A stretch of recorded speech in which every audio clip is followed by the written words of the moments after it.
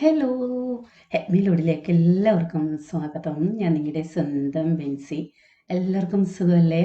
അപ്പോൾ വെളുപ്പിനെ ഒരു 6 മണി കഴിഞ്ഞു. എനിക്ക് തോന്നുന്നു മാസങ്ങൾക്ക് ശേഷമാണ് ഞാൻ ഈ ഒരു 6 മണിയൊക്കെ കാണുന്നത് കേട്ടോ. ഇന്ന് സൺഡേ 7-ാം തീയതി സൺഡേ. കഴിഞ്ഞ വ്ളോഗ് കണ്ടവർക്കെല്ലാം അറിയായിരിക്കും ഇന്നത്തെ ദിവസത്തിൻ്റെ പ്രത്യേകത.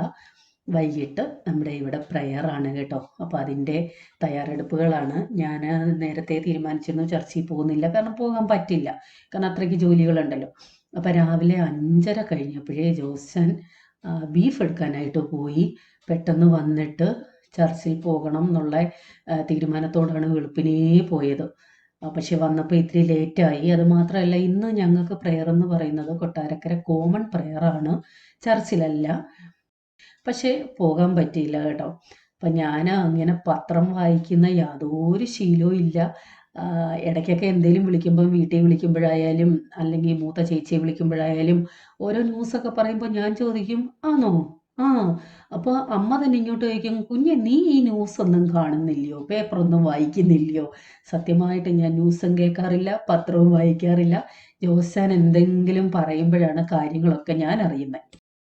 ബീഫും സെപ്പറേറ്റ്, നെഞ്ചാരം സെപ്പറേറ്റ്. നമ്മുടെ കറി പീസിനേക്കാളും ഇത്തിരി വലിപ്പത്തിലാണ് കട്ട് ചെയ്തേക്കുന്നത്.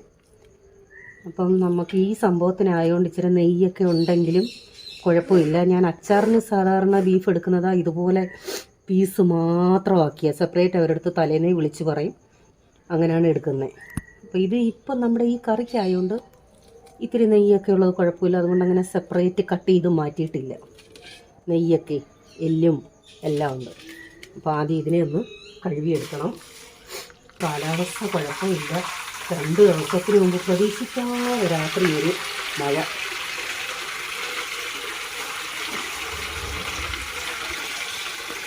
ഇതെല്ലാം ഒന്ന് കഴുകിയെടുക്കട്ടെ. നെഞ്ചാരം ഞാൻ കാണിക്കാം, അതുകൂടെ ഉണ്ടാവും ഒരുമിച്ചിടാം.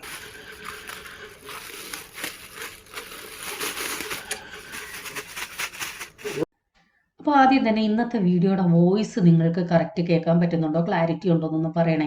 എല്ലാ ദിവസവും വോയിസ് ഓവർ കൊടുക്കുന്ന കണക്കല്ല ഇന്ന് കൊടുത്തിരിക്കുന്നത്. ഒന്ന് മെസ്സേജ് ഇടണമെങ്കിൽ എനിക്ക് മനസ്സിലാവത്തുള്ളൂ. അപ്പോൾ രാവിലെ ബീഫ് കഴുകി വെച്ചു, അതിൻ്റെ ഡീറ്റെയിൽസ് ഞാൻ പറയാം. അപ്പോൾ കുറച്ച് മീനും മേടിച്ചു കേട്ടോ, കാരണം ഉച്ചയ്ക്ക് കഴിക്കാനാണെന്നുണ്ടെങ്കിൽ സെഫിനുണ്ട്, ഫിലിപ്പച്ചാനുണ്ട്, പിന്നെ സെഫിൻ്റെ സിസ്റ്ററുണ്ട്, അവൾ ഡ്യൂട്ടിക്ക് പോയേക്കുന്നു. അപ്പോൾ ഞാൻ ഇന്നലൊക്കെ കഴിഞ്ഞ വ്ളോഗിൽ പറഞ്ഞിരുന്നല്ലോ, ഫിലിപ്പച്ചാൻ്റെ നേതൃത്വത്തിലാണ് എല്ലാ കാര്യങ്ങളും നടക്കുന്നത്. പുള്ളി കുക്കാണ്. അപ്പം കഴിഞ്ഞ വ്ളോഗിൽ കുറച്ച് പേര് എനിക്ക് മെസ്സേജ് ഇട്ടായിരുന്നു, ബെൻസി ജോസ് ചെയ്ത ഡിസൈൻ നല്ലപോലെ കാണാൻ പറ്റിയില്ല എന്ന്. ഇന്ന് രാവിലെ ഞാൻ നോക്കിയപ്പോൾ അവിടെ 2 പൂവും കായും ഇല്ലെന്നേ ഉള്ളൂ, 2 മരങ്ങളൂടെ കൊണ്ടുവച്ചിട്ടുണ്ട്. ഞാൻ പറഞ്ഞു, ജോസ് എന്നെയും കൂടെ കൂട്ടി ഇതൊന്ന് സെലക്ട് ചെയ്യാൻ പോയിരുന്നേ, ഞാൻ നല്ലത് ഇച്ചിരി പൂവൊക്കെ ഉള്ളതോ വെറൈറ്റി ആയിട്ടുള്ളതോ അല്ലെന്നുണ്ടെങ്കിൽ ബാമ്പു ടൈപ്പോ എന്തെങ്കിലുമൊക്കെ മേടിച്ചതിന്. ഇത് ഞാൻ കണ്ടില്ല കേട്ടോ. അപ്പോൾ എവിടെ കൊണ്ട് വെച്ചെന്ന് പോലും അറിയത്തില്ല, രാവിലെയാണ് അത് കൊണ്ട് വെച്ചത്. അപ്പോൾ ബീഫ് കഴുകി വൃത്തിയാക്കി അത് മാരിനേറ്റ് ചെയ്യാനായിട്ട് കുറച്ച് ഇഞ്ചിയും വെളുത്തുള്ളിയും ഞാൻ പേസ്റ്റ് ആക്കിയാണ്. ഇതിനിടയ്ക്ക് ഞാൻ മീൻകറിയുടെ റെസിപ്പി വീഡിയോ ഒന്നും എടുക്കാൻ പറ്റിയിട്ടില്ല കേട്ടോ, കാരണം ഇന്നത്തെ ദിവസം എന്ന് പറയുന്നത് എനിക്ക് 2 കാലും 10 കൈയും അങ്ങനെയായിരുന്നു അവസ്ഥ. അല്ലെന്നുണ്ടെങ്കിൽ 10 കാലും 10 കൈ എന്ന് വേണേലും പറയാം. അങ്ങനെ അങ്ങോട്ടും ഇങ്ങോട്ടും ഓടി നടന്ന് പല കാര്യങ്ങൾ ചെയ്തുകൊണ്ടിരിക്കുകയായിരുന്നു കേട്ടോ. വേറെ ഒന്നും വെക്കാൻ എനിക്ക് സമയമില്ല, മീൻകറി മാത്രമേ വെക്കുന്നുള്ളൂ. പിന്നെ ഒരു സാലഡ് ഉണ്ടാക്കണം. പിന്നെ ഇന്നലത്തെ പയറുതോരനുണ്ട്, ഇച്ചിരി കൂടുതൽ വെച്ചായിരുന്നല്ലോ, പയറുതോരനും ഉണ്ട്. അത് കൂട്ടി ഉച്ചയ്ക്ക് കഴിക്കാൻ വേണ്ടിയാണ്. ഇതിനിടയ്ക്ക് വേറെ പല കാര്യങ്ങളും ചെയ്യുന്നുണ്ട്. 150 പേർക്കുള്ളതാണ് നമ്മൾ റെഡിയാക്കുന്നത്. കപ്പ ബിരിയാണിയാണ്. അപ്പോൾ 150 പേരെന്ന് കണക്കാക്കിയിരിക്കുന്ന നമ്മുടെ അടുത്ത വീടുകളിലെല്ലാം വിളിച്ചിട്ടുണ്ട്. അപ്പോൾ അവർ പ്രയറിന് വന്നില്ല എങ്കിൽ പോലും കൊണ്ടു കൊടുക്കണം. അങ്ങനെയൊക്കെ കണക്കാക്കിയാണ് ഇത്രയും എടുത്തേക്കുന്നത്. 50 കിലോ കപ്പയാണ് എടുത്തിരിക്കുന്നത്. ബീഫിൻ്റെ കണക്കെന്ന് പറയുന്നത് 1-2 കിലോ ഒക്കെ ചെയ്യുവാണെങ്കിൽ പകുതിക്ക് പകുതി, 1 കിലോ കപ്പയ്ക്ക് 1/2 കിലോ ബീഫ് എന്നുള്ള കണക്കിലെടുക്കാം. അപ്പോൾ ഈ സമയം കൊണ്ട് ഞാൻ ബീഫ് കറി വെക്കാനുള്ള നമ്മുടെ ഇഞ്ചിയും വെളുത്തുള്ളിയും ഒക്കെ അങ്ങ് പേസ്റ്റാക്കി വെക്കുവാണ്. സമയം കിട്ടി കുറേശ്ശെ ഓരോന്നും തീർത്ത് വെച്ചാൽ ഇപ്പം ടപ്പേന്ന് കാര്യങ്ങൾ ചെയ്യുമ്പോൾ അങ്ങ് തീരുമല്ലോ. അപ്പോൾ രാവിലെ തൊട്ടേ ഫിലിപ്പച്ചാൻ അവിടെ കപ്പ പൊളിക്കാൻ തുടങ്ങിയത്. എനിക്ക് അവിടെ പോയി ഒന്നും പൊളിക്കാൻ പോലും സമയം കിട്ടിയില്ല, കാരണം അകത്തെ പണികളെല്ലാം ഞാനങ്ങ് ചെയ്ത് തീർക്കാമല്ലോ. അങ്ങനെ ജോത്സനാണെങ്കിലും പല കാര്യങ്ങളിൽ ഇടയ്ക്ക് കടയിൽ ആരെങ്കിലും വരുവാണെന്നുണ്ടെങ്കിൽ അങ്ങോട്ട് പോവും, പല കാര്യങ്ങളായിട്ട് നിൽക്കുന്നു. അപ്പോൾ ഇതാണ് നമ്മൾ കഴുകി വെച്ചിരിക്കുന്ന നെഞ്ചാരവും ബീഫും. അപ്പോൾ കൂടുതലായിട്ട് എടുക്കുമ്പോൾ അതിൻ്റെ കണക്കെന്ന് പറയുന്നത് 1 കിലോയ്ക്ക് 350 ഗ്രാം അല്ലെ 400 ഗ്രാം, അതൊക്കെ നമ്മുടെ ഇഷ്ടം. ഇപ്പോൾ 400 ഗ്രാം എടുക്കുമ്പോൾ നമുക്ക് 20 കിലോ കാൽക്കുലേറ്റ് ചെയ്യുമ്പോൾ കിട്ടും 50 കിലോയ്ക്ക് 20 കിലോ. അപ്പോൾ അങ്ങനെ ഉണ്ടെങ്കിൽ ഒരു 12 കിലോ നെഞ്ചാരവും 8 കിലോ ബീഫ് അങ്ങനെയൊക്കെ എടുക്കാം. നെഞ്ചാരം എന്ന് പറയുമ്പോൾ അത് എല്ലും അതിനകത്ത് ബീഫും എല്ലാം കൂടെ ഉള്ളതാണല്ലോ. അപ്പോൾ എല്ലില്ലാതെ പീസ് മാത്രമായിട്ടുള്ളതാണ് 8 കിലോ ഞാൻ പറഞ്ഞത്. ബാക്കി അതിൻ്റെ നെഞ്ചാരം നമുക്ക് ഈ കപ്പ ബിരിയാണി, എല്ലും കപ്പ, ഇതിനൊക്കെ നമുക്ക് നെഞ്ചാരം തന്നെ വേണം കേട്ടോ. അതിൻ്റെ ആ നെയ്യ് ഉരുകി ഇറങ്ങി, നെയ്യാണ് ഇതിൻ്റെ മെയിൻ എന്ന് പറയുന്നത്. അപ്പോൾ അതാണ് കപ്പയ്ക്ക് ടേസ്റ്റ് കൂട്ടുന്ന സംഭവം. അതിനകത്തെ നെഞ്ചാരം എന്ന് പറയുന്നത് നമ്മുടെ സാധാ എല്ല് പോലല്ല, കടി കൊള്ളുന്നതാണ്. നല്ല കിശിശ കടി കൊള്ളും. അറിയാൻ വയ്യാത്തൊരു സാധാ എല്ലാന്നും പറഞ്ഞ് കളയുകയും ചെയ്യും, പക്ഷെ നന്നായിട്ട് കടി കൊള്ളുന്നതാണ്. അപ്പം ഞാനിതൊന്ന് മാരിനേറ്റ് ചെയ്യാനായിട്ട് എപ്പോഴും ബീഫൊക്കെ വേവിക്കുമ്പോൾ നമുക്ക് ഇഞ്ചിയും വെളുത്തുള്ളി പേസ്റ്റൊക്കെ ഇട്ടൊന്ന് ഇളക്കി, ഞാൻ അച്ചാറിടുവാണെങ്കിലും അങ്ങനെയാണ്. ഇഞ്ചി വെളുത്തുള്ളി, അതോടൊപ്പം തന്നെ കുരുമുളക് പൊടി, മുളക് പൊടി, ഇതെല്ലാം ചേർത്താണ് ഞാൻ ബീഫിന് വേവിച്ചെടുക്കുന്നത്. അപ്പോൾ ഇപ്പോൾ ഇതിനകത്ത് ഇട്ടിരിക്കുന്നത് ഇഞ്ചി, വെളുത്തുള്ളി, മഞ്ഞൾപ്പൊടി, ഉപ്പ്, ഇത്രയും മാത്രമേ ഇട്ടിട്ടുള്ളൂ. നല്ലതുപോലെ ഒന്ന് മാരിനേറ്റ് ചെയ്ത് വെച്ച ശേഷം നമുക്ക് കുക്കറിൽ വേവിച്ചെടുക്കണം. അപ്പോൾ ഒറ്റ ചരുവത്തിലായിട്ട് മാരിനേറ്റ് ചെയ്യാൻ പറ്റില്ല, കാരണം ക്വാണ്ടിറ്റി നമുക്ക് കൂടുതലുണ്ടല്ലോ. അതുകൊണ്ട് 2 പാത്രത്തിലായിട്ട് അതുകൊണ്ടാണ് മാരിനേറ്റ് ചെയ്തത്. അതിന് ശേഷം അത് ഒരു പാത്രത്തിലാക്കി വെച്ചു. മാരിനേറ്റ് ചെയ്യാൻ വേണ്ടി 2 പാത്രത്തിലാക്കി. അപ്പോൾ എന്താണ്, സൂക്ഷിച്ചൊക്കെ മാരിനേറ്റ് ചെയ്യണം, അല്ലെന്നുണ്ടെങ്കിൽ എല്ലാം കയ്യെ കൊണ്ട് കയറും. അതുപോലെ പിന്നെ പീസ് ഇറച്ചി മാത്രമായിട്ട് മേടിക്കുന്നത് നമ്മുടെ കറി പീസിനേക്കാളും ഇത്തിരി കൂടി വലിപ്പത്തിൽ വേണം കട്ട് ചെയ്യാൻ. തീരെ പൊടിയായാൽ നമ്മൾ വേവിക്കുമ്പോൾ പിന്നെ കപ്പയ്ക്കകത്തിട്ട് കുഴയ്ക്കണം, മസാലയ്ക്കകത്ത് വേവണം, അന്നേരം അത് പൊടിഞ്ഞു പോകാൻ ചാൻസ് ഉണ്ട്. അതുകൊണ്ട് ഇത്തിരി വലിപ്പത്തിൽ ചെയ്താൽ മതി. ഈ നെഞ്ചാരമാണെങ്കിലും അല്പം വലിപ്പത്തിലാണ് അവർ കട്ട് ചെയ്തേക്കുന്നത്. ഞാൻ വിചാരിച്ചൊന്ന് ചെറുതാക്കാമെന്ന്, പിന്നെയും വിചാരിച്ചു വേണ്ട, അങ്ങനെ തന്നെ ഇരിക്കട്ടെ എന്ന്.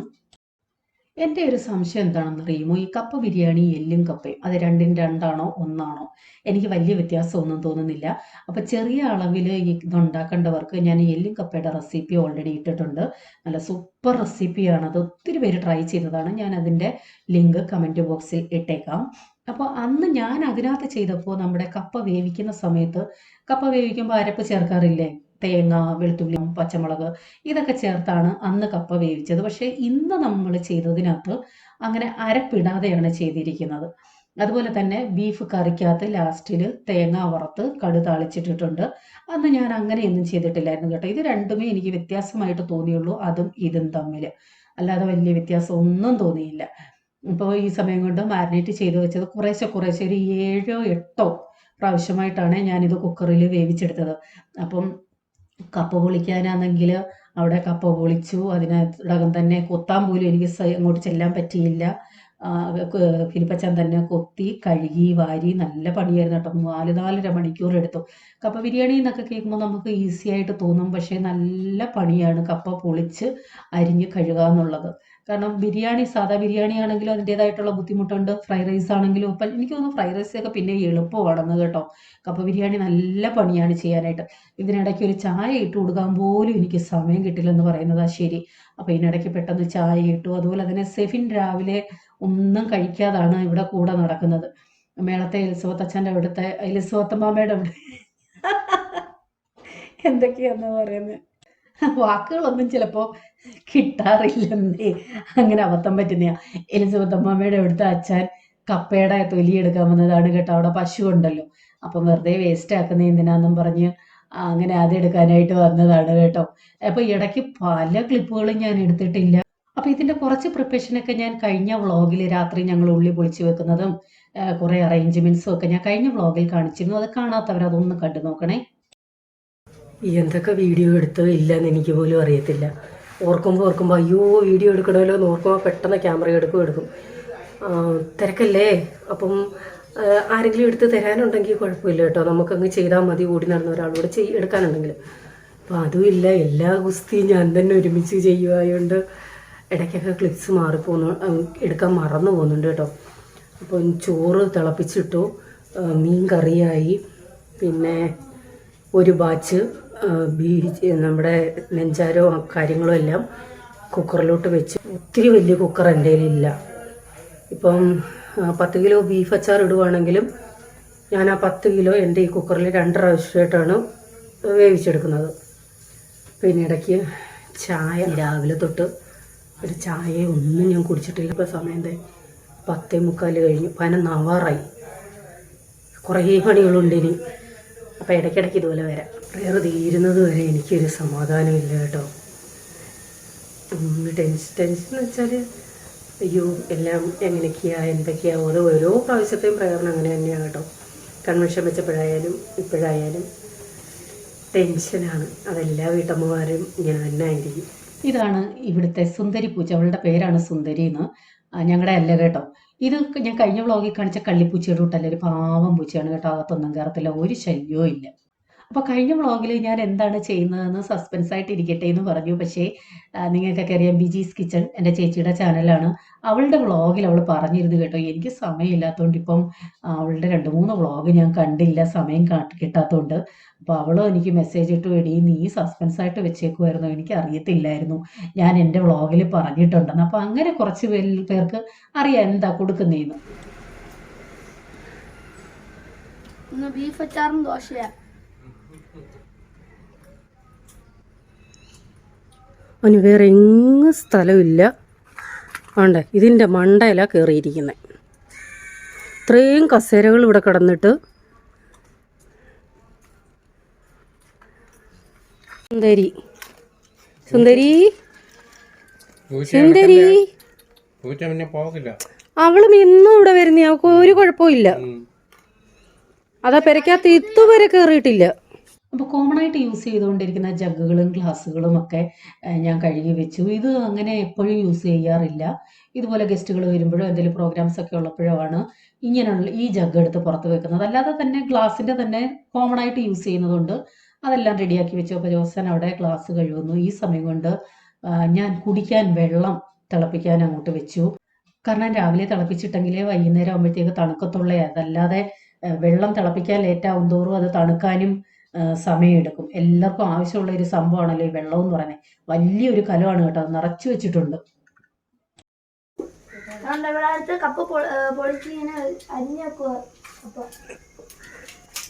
ഇതാണ് നമ്മുടെ കുക്കർ.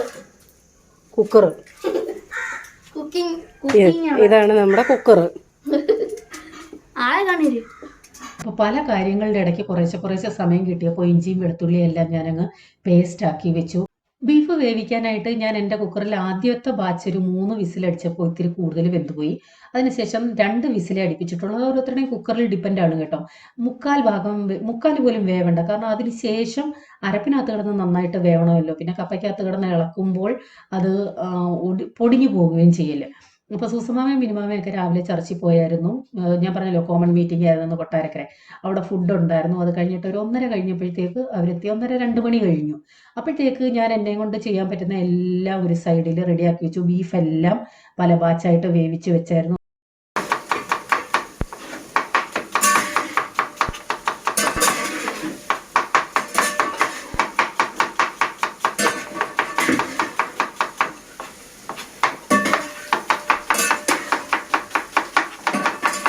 ഫിലിപ്പച്ചാൻ എനിക്കൊന്ന് ഒരു 10 കിലോ ഉള്ളി അരിയാൻ ഒരു 10 മിനിറ്റ് പോലും വേണ്ടാന്ന് തോന്നുന്നു.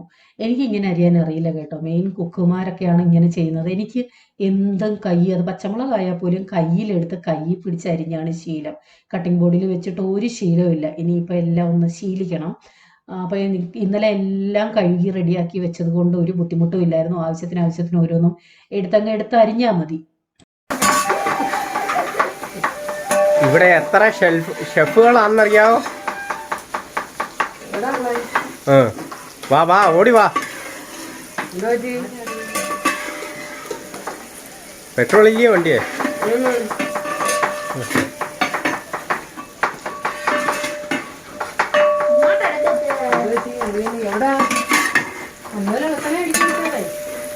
അവ ഇളക്കുന്നുണ്ട് ചൂട്.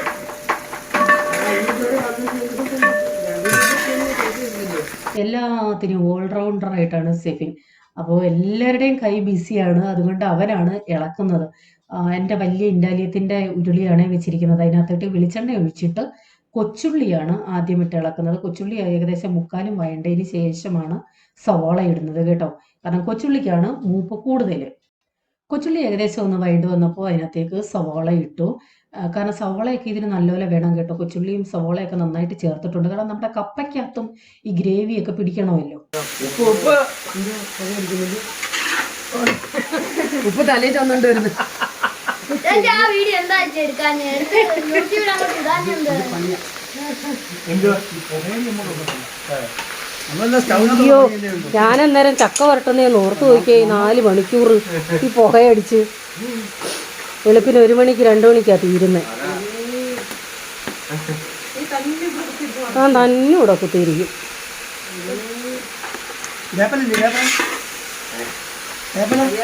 കരിവേപ്പില ഫ്രിഡ്ജിനകത്ത്.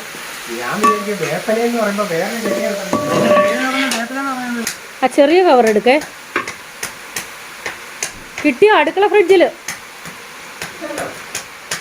ചെറുതല്ലേ? ആണെന്ന് തോന്നുന്നു. ആന്ന് കുഞ്ഞു വിളിക്കല്ലേ അവസ്ഥ.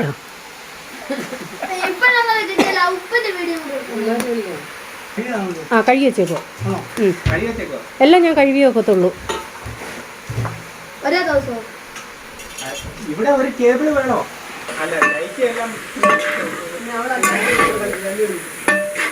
എന്നാ ഇങ്ങനെ ആളൊക്കെ ഉണ്ടോ? കണ്ടുപടി. വേണ്ട വേണ്ട അത് വേണ്ട അത് വേണ്ട വേണ്ട വേണ്ട. ഇനി അടുത്ത കരിയാപ്പല ഇടുന്നു. അപ്പോൾ സവാളയുടെ കൂട്ടത്തിൽ കുറച്ച് പച്ചമുളകും ചേർത്തിട്ടുണ്ട്. നല്ല എരിയുള്ള പച്ചമുളകായിരുന്നു. നിന്റെ സിപ്പം എന്തിയേ? ആ പക്ഷേ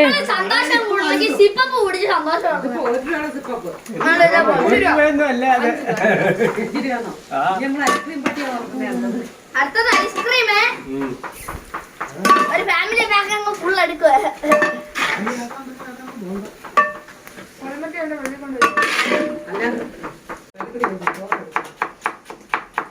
ഒറ്റപ്പഴം മമ്മ മൊത്തത്തിൽ എടുത്തോ.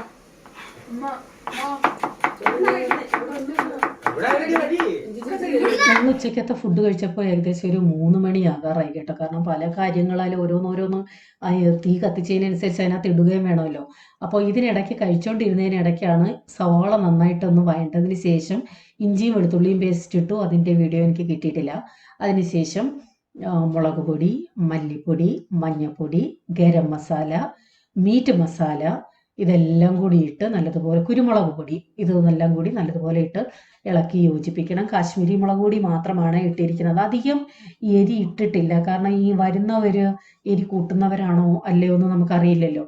അതേസമയം ഞാൻ എല്ലും കപ്പയും വെച്ചപ്പോൾ അതിൽ അത്യാവശ്യം നന്നായിട്ട് എരി ഇട്ടായിരുന്നു. അതായത് കപ്പയ്ക്കകത്തൊക്കെ നല്ല രീതിയിൽ പിടിക്കത്തക്ക രീതിയിൽ. അപ്പോൾ ഇവിടെ മല്ലിപ്പൊടി കൂടുതലും മുളക് പൊടി ഇത്തിരി കുറച്ചുമാണ് യൂസ് ചെയ്തിരിക്കുന്നത്. അത് നമ്മുടെ ഇഷ്ടമനുസരിച്ച് നമ്മുടെ ബീഫ് കറിക്ക് എത്ര എരി വേണോ, കപ്പയ്ക്കകത്ത് എത്രയും പിടിക്കണോ അതനുസരിച്ച് നമുക്ക് ഇടാം കേട്ടോ. അപ്പോൾ മീറ്റ് മസാലയും കൂടി ഇട്ടത് കൊണ്ട് അതിനകത്തും ഓൾറെഡി എരിയൊക്കെ ഉണ്ടല്ലോ. അപ്പോൾ എരി തികയാത്തത് മുളക് പൊടിയല്ല ചേർത്തിരിക്കുന്നത്, കുരുമുളക് പൊടിയാണ് എക്സ്ട്രാ ചേർത്തിരിക്കുന്നത്. ഇതിട്ട് നല്ലതുപോലെ ഇളക്കി യോജിപ്പിക്കുക. നമ്മുടെ സാധാരണ ബീഫ് കറി എങ്ങനെയാണ് വെക്കുന്നത് ആ സെയിം റെസിപ്പിയാണ് കേട്ടോ. അതിനകത്തൊന്നൊരു വ്യത്യാസവും ഇല്ല. പക്ഷേ ഗ്രേവിയൊക്കെ ഇത്തിരി കൂടുതൽ വേണം, ഇത്തിരി മസാലയൊന്ന് കൂടുതൽ വേണം. കാരണം നമ്മുടെ കറി മാത്രമല്ല കപ്പയ്ക്കകത്തുകൂടി ഇട്ട് ഇളക്കണമല്ലോ, അതുകൊണ്ട്. അപ്പോൾ അതിനുശേഷം നമ്മൾ വേവിച്ച് വെച്ചിരിക്കുന്ന ബീഫ് അതിനകത്തേക്ക് ഇട്ട് നല്ലതുപോലെ ഇളക്കി യോജിപ്പിച്ച് നന്നായിട്ടൊന്ന് വേവണം. കപ്പയ്ക്കകത്തിട്ട് ഇളക്കാനുള്ള വെള്ളവും വേണം. ഇതിപ്പം ബീഫ് കറി ആയിരിക്കും. ഇനി കപ്പ ഇട്ട് വേവിച്ചിട്ട് അതിന്റെ വെള്ളം കരിയാപ്പിലൊക്കെ കാണാൻ പോലും ഇല്ലല്ലോ.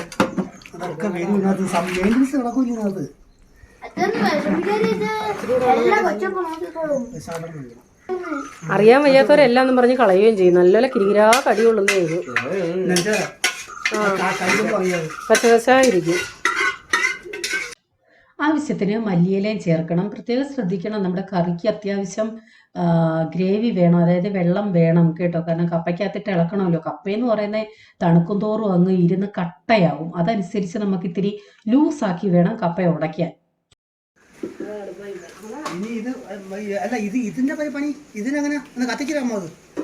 അതാണ്ട് നമ്മുടെ സാധാ പോലെ തന്നെ. അത് കഴിഞ്ഞ് മിനിമാവ് വന്നു കഴിഞ്ഞപ്പോൾ തൊട്ടുള്ള പാത്രങ്ങൾ മൊത്തം മൊത്തവും കഴുകിയത് അന്നേരം ഉള്ളത് കഴുകി വെച്ചത് മിനിമാമയാണ് കേട്ടോ. അതെനിക്ക് ഭയങ്കര ഒരു ആശ്വാസമായിരുന്നു. അതായത് എല്ലാം കഴിഞ്ഞ് പോയി, എല്ലാം കഴിഞ്ഞ് പാത്രങ്ങളെല്ലാം കഴുകി വെച്ചിട്ടാണ് അവരെല്ലാവരും പോയത്. എനിക്കത് ഭയങ്കര ഒരു ആശ്വാസമായിരുന്നു കേട്ടോ. ഈ സമയം കൊണ്ട് നമുക്ക് ബീഫ് കറിക്കകത്തിടാനുള്ളത് താളിപ്പ്, വെളിച്ചെണ്ണ നന്നായിട്ട് ഒഴിച്ചു, കടുക് പൊട്ടിച്ചു, അതിന് ശേഷം വറ്റൽമുളക്, കറിവേപ്പില, തേങ്ങാക്കൊത്ത് ഇത്രയും കൂടി ഉണ്ടെങ്കിൽ നല്ലതാണ് കേട്ടോ. ഇടയ്ക്കിടയ്ക്ക് കടിക്കാൻ കിട്ടുന്നത് ഒരു പ്രത്യേക ടേസ്റ്റാണ്. ഞാൻ പറഞ്ഞല്ലോ, ഞാൻ കപ്പയ്ക്കകത്ത് അരപ്പ് ചേർത്താണ് ചെയ്തിരുന്നത്. പക്ഷേ ഇതിനകത്ത് അങ്ങനെ ചെയ്തിട്ടില്ല. അതിന് പകരം ഈ തേങ്ങാക്കൊത്തിട്ടതും നല്ലതായിരുന്നു. ഒരു സെപ്പറേറ്റ് ടേസ്റ്റാണ്. അത് നല്ലതുപോലെ ഇളക്കി യോജിപ്പിക്കാം. കറി ഏകദേശം വെന്ത് കേട്ടോ, നന്നായിട്ട് വെന്തിട്ടുണ്ട്. ഇനിയിപ്പോൾ അടുത്ത പരിപാടി എന്ന് പറയുന്നത് കപ്പ വേവിക്കലാണ്.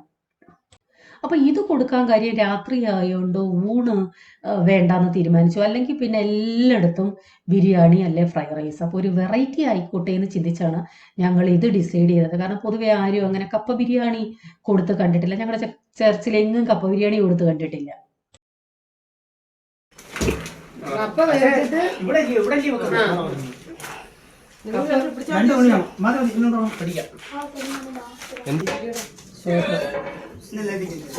ഒന്നിച്ചു വെക്കുക ഇല്ല, ഇനി ഒരാളോട് പിടിച്ച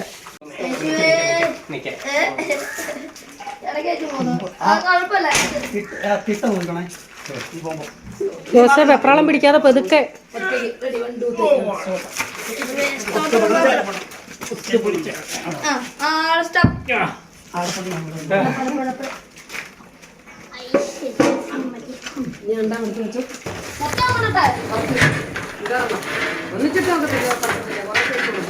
മതി മതി മതി, വേണ്ട, എല്ലാരും ഇവിടെ നിൽക്കൂല്ലേ.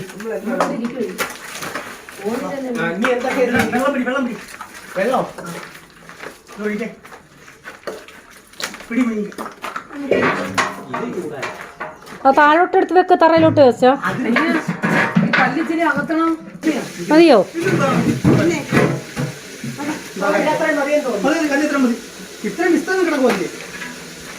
ഞാനാ മറ്റേ ഉരുളിയുടെ പരുവത്തിനാ അത് വെച്ചേക്കുന്നത്. അപ്പോൾ ഇവിടെ അടുത്ത അരിയൊക്കെ എന്ന് പറയുന്നത് സാലഡിനുള്ളതാണ്. തക്കാളി, പച്ചമുളക്, സവോള എല്ലാം അരിയുന്നു. അപ്പോൾ കപ്പ വേവിച്ചപ്പോൾ അതിനകത്ത് വെള്ളത്തിനകത്ത് ഉപ്പ്, മഞ്ഞപ്പൊടി, കറിവേപ്പില ഇത്രയും ഇട്ടിട്ട് നന്നായിട്ട് വെള്ളം തിളച്ച ശേഷമാണ് അതിനകത്തേക്ക് കപ്പ ഇട്ടത്. മറ്റേ ആദ്യത്തെ പാത്രത്തിൽ ആണെങ്കിലും 2 ആഴ്ച കഴിഞ്ഞ വലിയലായിരുന്നു. എനിക്കിങ്ങനെ അരി അറിയത്തില്ല.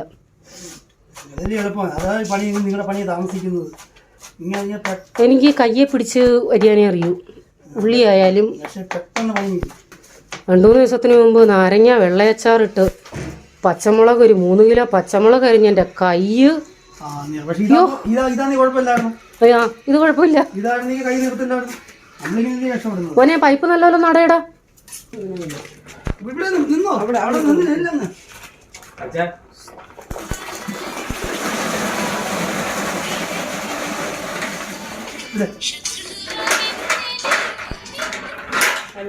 ജോസൻ ഓരോ കാര്യങ്ങൾ മേടിച്ച് എവിടെ വെക്കുന്നു എന്നൊന്നും എനിക്കറിയില്ല കേട്ടോ.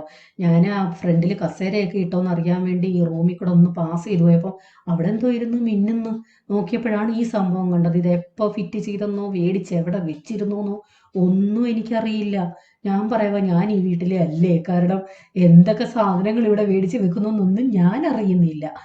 സംഭവം നല്ലതായിരുന്നു. പക്ഷെ ഞാൻ പറഞ്ഞില്ലേ, ലൈറ്റ് സിസ്റ്റം വിട്ടൊരു പരിപാടി ജോസേനില്ല. എന്ത് വന്നാലും എവിടെയും ഒക്കെ അവസാനം കുറച്ച് ലൈറ്റ് ഫിറ്റ് ചെയ്യണം. ഇനി അടുത്ത എന്തെങ്കിലും പരിപാടി വീട്ടിൽ വരുമ്പോൾ എന്തുവന്നോ അതൊന്നും കിട്ടിയില്ല, എന്നെ പിടിച്ച് എൻ്റെ ഡ്രസ്സിലൊക്കെ ലൈറ്റ് കുത്തിവെച്ച് വേണം എന്നെ സിറ്റ് ഔട്ടിൽ നിർത്തും. അതും ചെയ്യുമെന്നാണ് എനിക്ക് തോന്നുന്നത്. അപ്പോൾ ഈ സമയം കൊണ്ട് ഇവിടെ കപ്പ നന്നായിട്ട് വെന്ത് കേട്ടോ. ഒറ്റ തിള മതിയായിരുന്നു. ഞാൻ ഓൾറെഡി ഞങ്ങൾ ഈ കപ്പ മേടിച്ച് തൊട്ട് താഴത്തെ വീട്ടിൽ നിന്നാണ് കപ്പ എടുത്തത്. അപ്പോൾ അവിടുന്ന് മേടിച്ചൊന്ന് സാമ്പിൾ വേവിച്ച് നോക്കിയായിരുന്നു. അപ്പോഴേ ഞാൻ പറഞ്ഞു, ഒന്ന് തിളച്ചാൽ മതി, നല്ല ഫൈനായിട്ട് വേവുന്ന കപ്പയാണെന്ന്.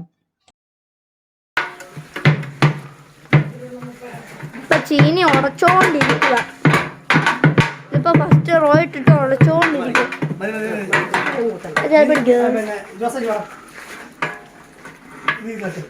ഇതെടുത്തോണേ മതി.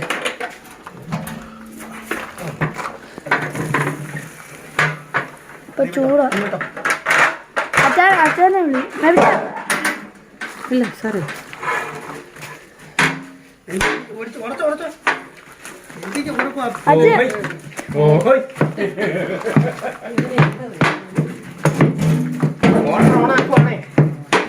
കപ്പ നന്നായിട്ട് അങ്ങ് ഉടച്ചിട്ടില്ല, ഇടയ്ക്ക് കടിക്കാൻ പറ്റുന്ന രീതിയിൽ കുറച്ച് കഷ്ണങ്ങളുണ്ടായിരുന്നു. ഞാൻ അന്ന് എല്ലും കപ്പയും വെച്ചപ്പോൾ കപ്പ നന്നായിട്ട് ഉടച്ചായിരുന്നു കേട്ടോ. അപ്പോൾ അത് എങ്ങനെ വേണേലും നമുക്ക് ചെയ്യാം, നല്ല ഉടച്ച് വേണമെങ്കിൽ അങ്ങനെ ചെയ്യാം, ഇടയ്ക്ക് ഇച്ചിരി കഷ്ണങ്ങൾ വേണമെന്നുണ്ടെങ്കിൽ അങ്ങനെ ചെയ്യാം, എങ്ങനെ വേണേലും. കാരണം ഇനിയിപ്പോൾ കറി ഒഴിച്ചിട്ടും ഇളക്കുമല്ലോ, കാരണം നന്നായിട്ട് വെന്ത കപ്പയായതുകൊണ്ട് കറി ഒഴിച്ചിട്ടും ഇളക്കുമ്പോൾ നല്ലതുപോലെ ഉടയും. അതുകൊണ്ട് അധികം ഉടച്ചിട്ടില്ല. കറി പാത്രത്തോടെ എടുത്ത് ഇതിനകത്തോട്ട് കമത്താൻ പറ്റത്തില്ലായിരുന്നു, കാരണം ഉരുളി തന്നെ കുറേ വെയിറ്റ് ഉണ്ട്. എനിക്ക് തോന്നുന്നൊരു 10 കിലോയെങ്കിലും കാണുമായിരിക്കും ഉരുളിയുടെ വെയിറ്റ് തന്നെ, 10 അല്ലെങ്കിലേ ഉള്ളൂ. അപ്പം ഇത് മൊത്തത്തിൽ എടുത്ത് കമത്താൻ പറ്റാത്തതുകൊണ്ട് ഒരു പാത്രത്തിൽ കോരി കോരി ഇങ്ങോട്ട് ഇടുവാണ്. ഗ്രേവിയുടെ ഇത് കണ്ടില്ലേ വെള്ളം, കാരണം അത്രയെങ്കിലും വേണം, എങ്കിലേ നമുക്ക് കപ്പ ഉടയ്ക്കുമ്പോൾ തണുത്ത ശേഷമാണെങ്കിലും ആ ലിക്വിഡ് അതുപോലെ, അതായത് നല്ല ലൂസായിട്ട് കഴിക്കാൻ പറ്റത്തുള്ളൂ, അല്ലെന്നുണ്ടെങ്കിൽ അങ്ങ് പാറ പോലെ കട്ടിയാവും. അപ്പോൾ ഞങ്ങൾ എല്ലാവരും കൂടി ഇളക്കിക്കൊണ്ടിരിക്കുന്നു. കുക്കാകെ ഇതായിട്ട് നിൽക്കുവാന്നേ ലാസ്റ്റില് കൈവാക്കിയതൊക്കെ മാറി. രാവിലെ ഇത് ചെയ്തില്ലായിരുന്നു ആരെങ്കിലും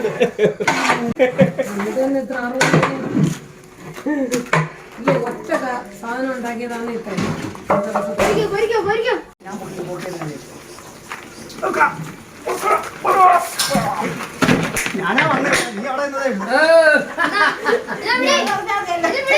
പിന്നെ ശരീരത്തിന്റെ ചൂടും കൊണ്ട് ലാസ്റ്റ് വരെ ഇരുന്നോളും. സത്യം പറഞ്ഞാൽ ആ ധൃതിക്കിടയിൽ ഒന്ന് നല്ലൊരു ഫോട്ടോ എടുക്കാനോ, അതായത് ബീഫ് കറിയുടെ ആയാലും നമ്മുടെ ബിരിയാണിയുടെ ആയാലും ഫോട്ടോ എടുക്കാനോ, ലാസ്റ്റിൽ വിളമ്പുന്ന സമയത്ത് പാത്രത്തിലോട്ട് വിളമ്പി ഇടുന്ന വീഡിയോ എടുക്കാനോ ഒന്നും എനിക്ക് സമയം കിട്ടിയില്ല കേട്ടോ. കാരണം ഞാൻ പറഞ്ഞല്ലോ, ഇതെല്ലാം നമ്മൾ തന്നെ ഹാൻഡിൽ ചെയ്യണ്ടേ. ലാസ്റ്റിൽ മല്ലിയിലയും നല്ലതുപോലൊരു 3/4 ലിറ്ററോളം വെളിച്ചെണ്ണയും ഒഴിച്ചു കേട്ടോ. അന്നേരം ഒരു പ്രത്യേക ടേസ്റ്റാണ്. അപ്പോൾ ഇതെൻ്റെ എല്ലാം ഒന്ന് വീഡിയോ എടുക്കാനൊന്നും എനിക്ക് പറ്റിയിട്ടില്ല. അപ്പം നമ്മുടെ ആ ബീഫ് കറി വെച്ച പാത്രത്തിനടിയിൽ നന്നായിട്ട് അതിൻ്റെ ചാറും മസാലയൊക്കെ ഉണ്ടായിരുന്നു കേട്ടോ.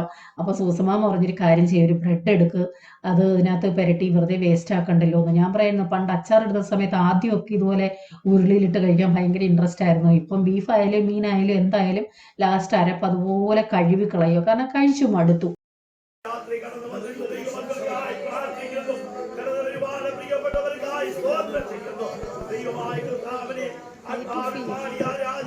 ദൈവത്തെ മഹത്വപ്പെടുത്തുവാൻ കൃപയും വരും ഞങ്ങളുടെ ദാനമായി പകരണമെന്ന് ഞങ്ങളോട് പ്രാർത്ഥിക്കുന്നു.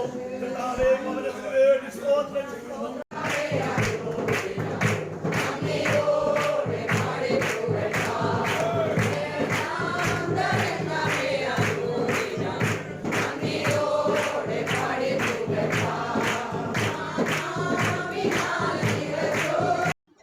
അപ്പോൾ എല്ലാവരും ഇപ്പോൾ 4 വീലറിലും 2 വീലറിലും ഒക്കെ ആണല്ലോ വരുന്നത്. അതനുസരിച്ച് നമ്മുടെ അടുത്ത വീടുകളിലൊക്കെ ഉള്ളവർ പറഞ്ഞായിരുന്നു, ഗേറ്റ് തുറന്നിട്ടേക്കാൻ, വണ്ടി വേണമെന്നുണ്ടെങ്കിൽ കയറ്റിയിട്ടേക്കണേന്ന്.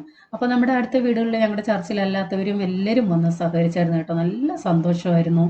എന്താ പറയുന്നത്, ഒരു പ്രത്യേക സന്തോഷമായിരുന്നു. രാവിലെ 6 മണിക്ക് എൻ്റെ പരിപാടികളെല്ലാം തുടങ്ങിയതാണ്. കാരണം വൈകിട്ട് ഒരു 6 മണിക്ക് മുമ്പേ എല്ലാം തീർത്ത് കുളിച്ച് റെഡിയായി നിൽക്കണമെന്നുള്ള ചിന്തയോടെ.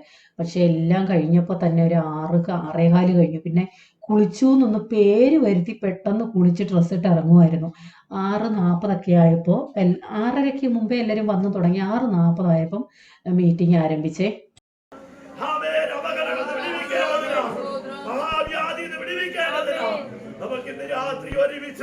ദൈവത്തിന്റെ കരങ്ങളിലേക്ക് താഴ്ത്തി സമർപ്പിച്ചു എല്ലാവരും സ്തോത്രത്തെ ആഗ്രഹിച്ചു പ്രാർത്ഥനയോട് ദൈവവാദവിടത്തിലായിരിക്കുമ്പോ ഈ രാത്രിയിലെ കുടിവരവിനെ കർത്താവിന്റെ കരങ്ങൾ സമർപ്പിച്ചുകൊണ്ട് സഹോദരിമാരുടെ ഭാഗത്തൊരാക്കും സഹോദരന്മാരുടെ ഭാഗത്തൊരാക്കും ശബ്ദമുയർത്തി പരസ്യമായി ഈ രാത്രിയിലെ കുടിവരനുഗ്രഹത്തിനായി പ്രാർത്ഥിക്കുമ്പോൾ എല്ലാവരും സ്തോത്രത്തെ ആഗ്രഹിച്ചു രാത്രിയോട് ദൈവവാദവിടത്തിലായിരിക്കാം.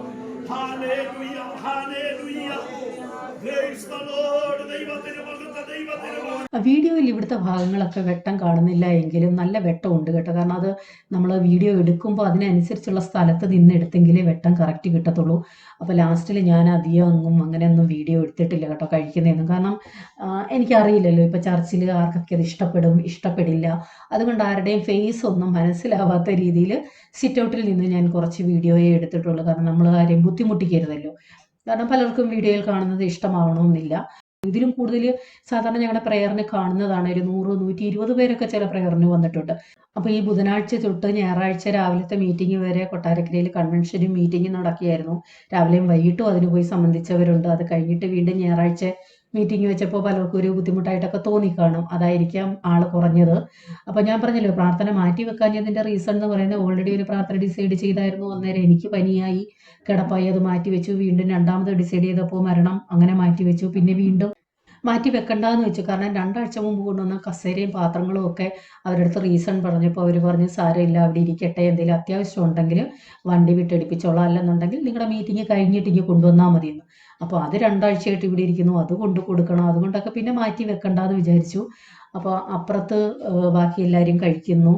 എനിക്കന്ന് തീരെ വിശപ്പില്ലായിരുന്നു കേട്ടോ. കാരണം ഇതിൻ്റെയൊക്കെ ആ മണവും ആ ബീഫ് വേവിച്ചപ്പോൾ ഉള്ള ഇതും, ജോസാനും വിശപ്പില്ല. അവസാനം എല്ലാം കഴിഞ്ഞ് എല്ലാവരും പോയി കഴിഞ്ഞ് ജസ്റ്റ് ഒന്ന് കഴിക്കണമല്ലോ എന്നുള്ള ചിന്തയിൽ ലാസ്റ്റ് ഞങ്ങൾ കഴിച്ചത് എല്ലാവർക്കും അടുത്ത വീടുകളിലെല്ലാം കൊണ്ടു കൊടുത്തു. നമ്മുടെ പാത്രം കാലിയായി. ലാസ്റ്റിൽ ഞങ്ങൾക്ക് കഴിക്കാനുള്ളത് കുറച്ച് മാറ്റി വെച്ചിട്ടുണ്ട്. ബാക്കി മൊത്തം നമ്മുടെ അടുത്ത വീടുകളിൽ കൊടുത്തു. അപ്പം ഞങ്ങളുടെ പ്രെയറൊക്കെ കഴിഞ്ഞു, സന്തോഷമായിട്ട് കഴിഞ്ഞു. 2 ദിവസമായിട്ട് നല്ല തിരക്കായിരുന്നു കേട്ടോ. ജോസാൻ അപ്പുറത്തുണ്ട്. ഇത്രയുള്ള വിശേഷങ്ങൾ. ജോസാ ഓടിയോ ഓടിയോ ഓടിയോ വീഡിയോ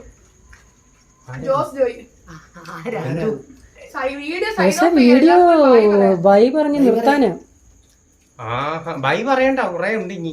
ഇനി എന്തുവാ, ഇനി ജോസം പാത്രം കഴിയുന്ന എന്തെങ്കിലും പറയാനുണ്ടെ പറ. ഇച്ചിരി തമാശയൊക്കെ പറയാൻ നമുക്കിനി. എല്ലാം കഴിഞ്ഞതിന്റെ അമിട്ട് പൊട്ടിക്കൊണ്ടിരിക്കും അവിടെ.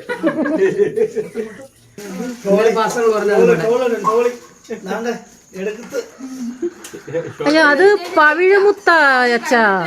ക്യാമറ ഓണായ പൂച്ചയാ, അല്ലെന്നുണ്ടെ വെടി പൊട്ടിക്കൂടെ. അതൊന്നുമില്ല. ഇപ്പൊ എല്ലാം നായ്ക്കളെ ഉണ്ട് മൊത്തം. അയ്യോ, ഞാൻ അച്ചാർ അല്ല, ഞാൻ ബീഫ് അച്ചാറോ മീനച്ചാറോ ഇടുമ്പോഴോ 8-10 എണ്ണം ഇങ്ങനെ എന്നെ നോക്കി ഇവിടെ വന്ന് കിടക്കും. ഗുണമുണ്ട് ദോഷമുണ്ട്. കാരണം പാതിരാത്രി നിങ്ങൾ എനിക്ക് കൂട്ടുണ്ട്, പേടിക്കണ്ട. ഇത് കൊണ്ട് ദോഷം എന്താ അറിയാവോ? നെഞ്ച് ചിരിക്കുവാണോ അതോ അവിടെ കാര്യം പറയുവാണോ എനിക്ക് മനസ്സിലാവത്തില്ല. പട്ടിയോടൊപ്പം കൂടിക്കഴിഞ്ഞു ഞാൻ കാര്യം പറയാം ഒരിടത്ത്.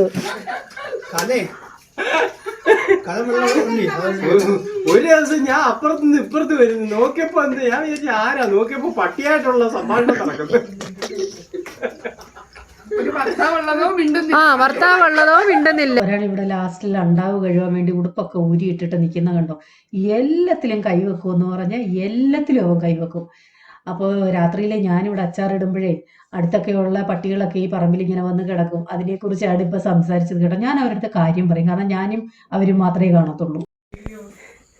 ഞങ്ങളുടെ ആളൊഴിഞ്ഞ പൂരപ്പറമ്പ്. സുന്ദരി ബീഫും എല്ലും ഒക്കെ തിന്ന് മയങ്ങി അവിടെ ഇരിക്കുമായിരുന്നു. ദിവസം അങ്ങോട്ട് ചെന്നപ്പം പാത്ത് നോക്കുന്നു. സുന്ദരി സുന്ദരി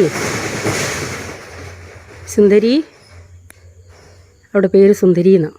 അപ്പോൾ രാത്രി കുറേ നേരം പിന്നെ ഞങ്ങൾ കാര്യം പറഞ്ഞിരുന്നു. എല്ലാം തൂത്ത് തുടപ്പൊക്കെ കഴിഞ്ഞ ശേഷം ജസ്റ്റ് ഒരിത്തിരി ഒന്ന് കഴിച്ചു, പ്രാർത്ഥിച്ചു, കിടന്നു. പിറ്റേന്ന് രാവിലെ തന്നെ കസേരയൊക്കെ കൊണ്ടുപോകാനായിട്ട് വണ്ടി വന്നതാണ്. പ്രാർത്ഥന അനുഗ്രഹമായിരുന്നു. ആരൊക്കെ ഈ വീഡിയോ ഫുൾ കണ്ടുവെന്ന് എനിക്കറിയില്ല. ആദ്യമായിട്ട് ആരെങ്കിലും കാണുന്നുവെങ്കിൽ ചാനൽ ഒന്ന് സബ്സ്ക്രൈബ് ചെയ്യാൻ മറക്കില്ല. എന്തുണ്ടെങ്കിലും കമൻറ്റ് ഇടണം, വീഡിയോ ലൈക്ക് ചെയ്യാനും മറക്കില്ല. അപ്പോൾ ഞങ്ങളുടെ വിശേഷങ്ങൾ ഇതൊക്കെയാണ്. അടുത്ത വിശേഷവുമായി ഉടൻ വരാം. Till then bye. God bless you.